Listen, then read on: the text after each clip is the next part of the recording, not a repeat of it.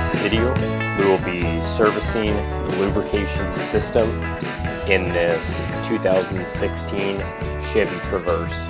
Through the driver's side door, we can pop the hood, and after releasing our secondary safety latch, we can gain access to the engine bay. Taking a look at the engine bay, we want to focus on the passenger side portion of the engine.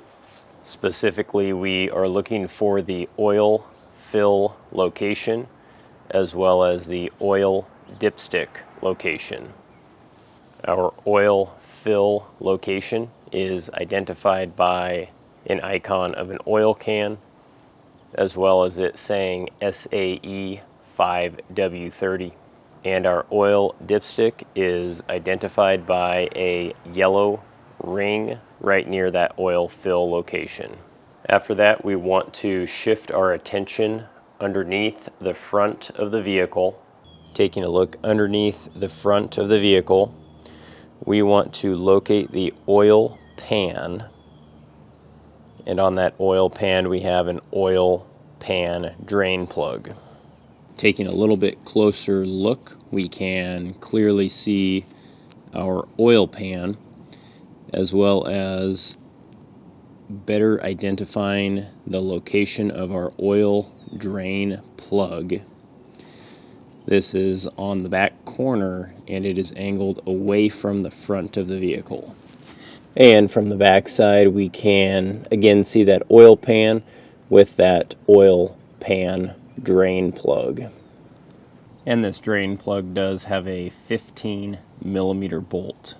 The last item we will locate is the oil filter, and again we are looking at the passenger side portion of the engine bay. Looking down in the area near the oil fill cap and the oil dipstick, we can just see a portion of our oil filter. To prep this vehicle for service, I have installed rhino ramps under the front tires.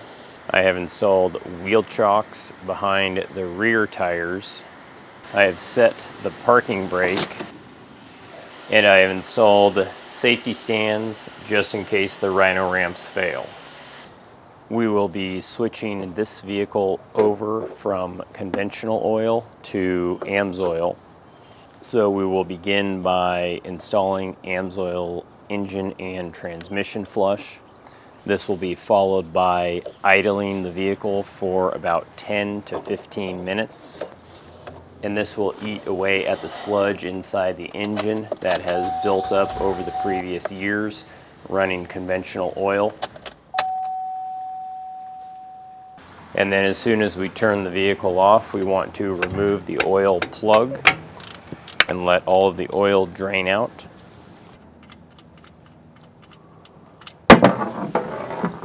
And you do want to make sure you have the trajectory of the oil correct so it doesn't go all over your driveway. And if installed correctly, we should be able to loosen the oil filter by hand. You will want to make sure there is a drip pan below where you think the oil might come out.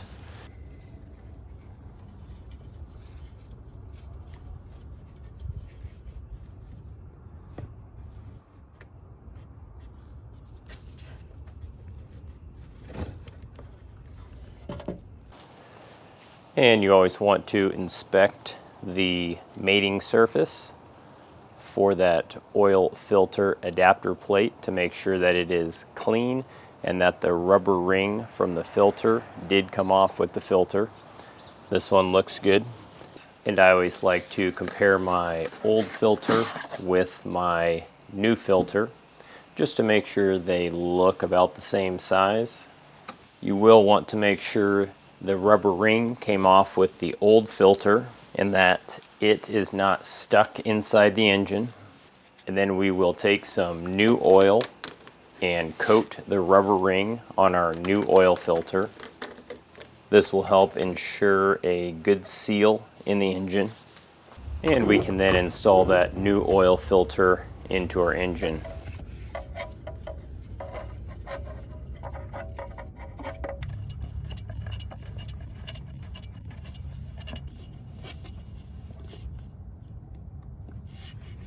With the oil drained out, we can reinstall our oil drain plug. And we will want to torque this to 18 foot-pounds and wipe up any residual oil. And with our oil plug reinstalled and our filter replaced, we can remove our oil fill cap and install a funnel. And this vehicle takes 6 quarts of Amsoil Signature Series 5W30 motor oil. And with those 6 quarts installed, I can remove my funnel and recap my oil fill location. And at this point, I'm going to back the vehicle off of the Rhino ramps and let it idle for about 15 to 20 seconds to get the oil flowing in the engine. After running the vehicle, I'll turn it off and let it sit for a couple minutes and then check my oil level.